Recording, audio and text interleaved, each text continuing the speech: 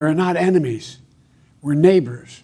We're friends, co-workers, citizens, and most importantly, we're our fellow Americans. We must stand together.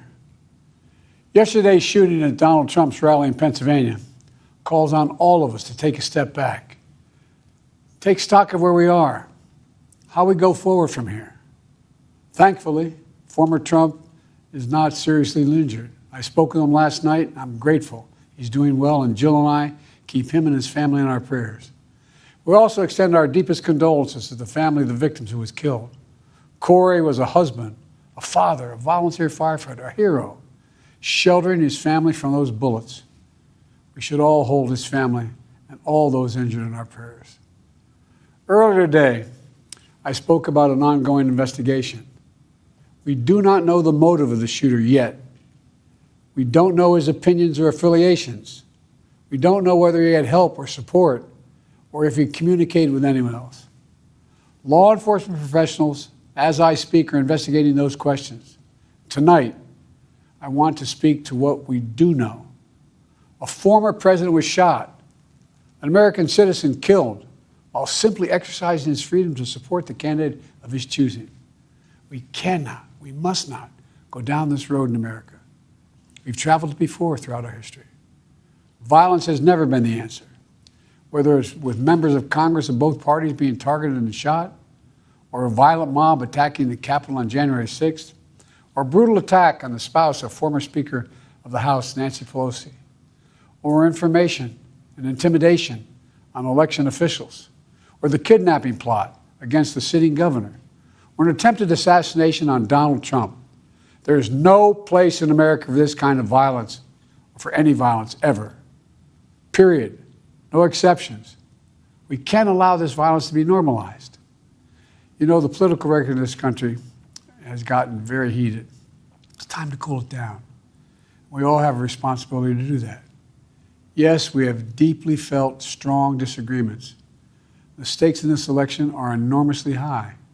I've said it many times that the choice in this election we make in this election is going to shape the future of America and the world for decades to come. I believe that with all my soul.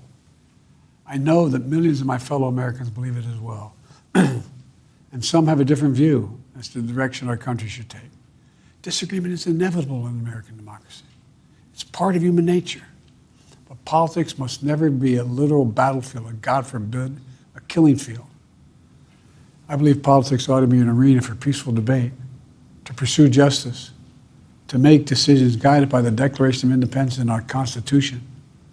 We stand for an America, not of extremism and fury, but of decency and grace.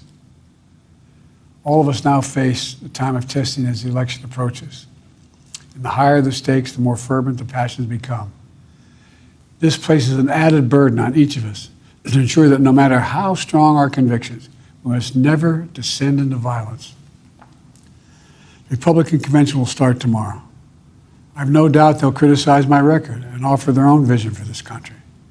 I'll be traveling this week making the case for our record and the vision, my vision of the country, our vision. I'll continue to speak out strongly for our democracy, stand up for our Constitution and the rule of law, to call for action at the ballot box, no violence on our streets. That's how democracy should work. We debate and disagree. We compare and contrast the character of the candidates, the records, the issues, the agenda, the vision for America. But in America, we resolve our differences at the battle box. You know, that's how we do it, at the battle box, not with bullets. The power to change America should always rest in the hands of the people, not in the hands of a would-be assassin. You know, the path forward through competing visions of the campaign should always be resolved peacefully, not through acts of violence. You know, we're blessed to live in the greatest country on earth, and I believe that with every soul, every power of my being. So tonight, I'm asking every American to recommit, to think about it. What's made America so special? Here in America, everyone must be treated with dignity and respect, and hate must have no safe harbor.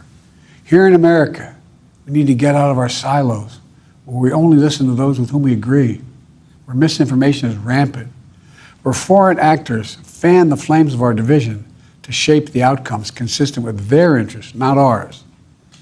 Let's remember, here in America, while unity is the most elusive of goals right now, nothing is more important for us now than standing together. We can do this. You know, from the beginning, our founders understood the power of passion. So they created a democracy that gave reason and balance a chance to prevail over brute force. That's the American we must be. An American democracy where arguments are made in good faith. An American democracy where the rule of law is respected.